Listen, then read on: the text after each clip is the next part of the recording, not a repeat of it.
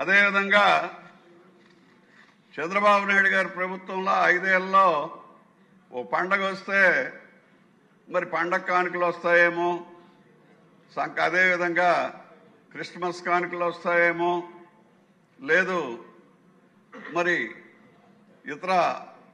కానుకలు వస్తాయేమో అని చూసేటటువంటి ప్రజలు ఏ పండుగ వచ్చినా జగన్మోహన్ రెడ్డి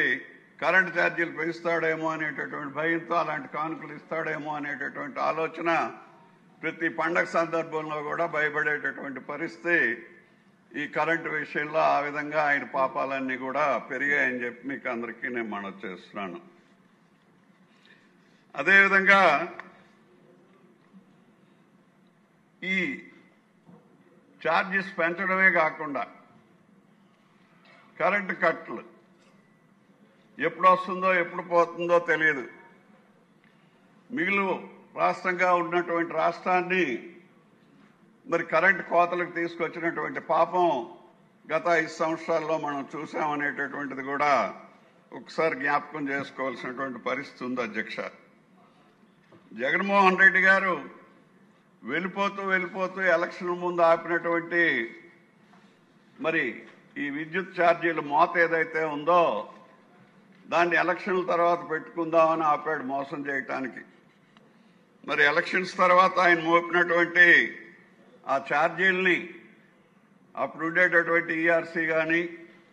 మరి 2 డిస్కమ్స్ నుంచి వచ్చినటువంటి ప్రపోజల్స్ కానీ ఇవన్నీ కలిసి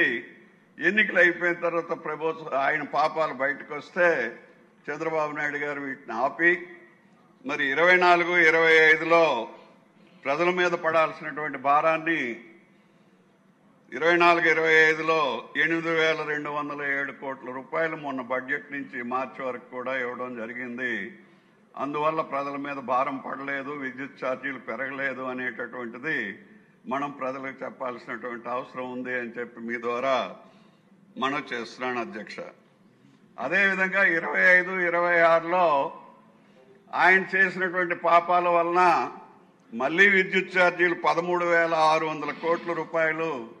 పెంచాల్సినటువంటి పరిస్థితి ఆయన పెట్టినటువంటి ప్రపోజల్స్ లో ఉంది. దాన్ని కూడా ఈ 25-26లో ప్రభుత్వం ఈ బడ్జెట్ లో కూడా 13,600 కోట్ల రూపాయలను పెట్టి మరి విద్యుత్ ఛార్జీలు పెరగకుండా కూటమి ప్రభుత్వం తీసుకుంది అనేటటువంటిది ఈ సందర్భంలో మనం చెప్పక తప్పదు అని చెప్పి మీకు అందరికీ నేను మనవి చేస్తూ, మరి ఇలాంటి పాపాల భైరవుడు పాపాల కార్యక్రమాలు 1,29,000 కోట్లు మళ్ళీ 8,000 కోట్లు కలుపుకుంటే 20,000 కోట్లు పైచిలుకు అంటే 1,50,000 కోట్ల రూపాయలు 5 సంవత్సరాల్లో ఆయన చేసిన పాపాల వలన ఒక్క విద్యుత్ డిపార్ట్మెంట్లో ప్రజల మీద భారం వేసేటటువంటి పరిస్థితి, అన్ని పాపాలు ఎన్ని చేశాడు అనేటటువంటిది మరి ప్రజలు భరించలేక ఈయన బయటకు పంపించారు. మరి ఇంత సొమ్ము 1,50,000 కోట్ల రూపాయలు ప్రజల మీద భారం వేసి మరి విద్యుత్ డిపార్ట్మెంట్ ఏ విధంగా ఉంది, ఏ విధంగా భ్రష్టు పట్టింది అనేటటువంటిది ఇంకా విపులంగా మరి అలాంటి విషయాలన్నింటినీ కూడా ప్రజలకి చెప్పాల్సిందిగా మంత్రి గారిని కోరుతూ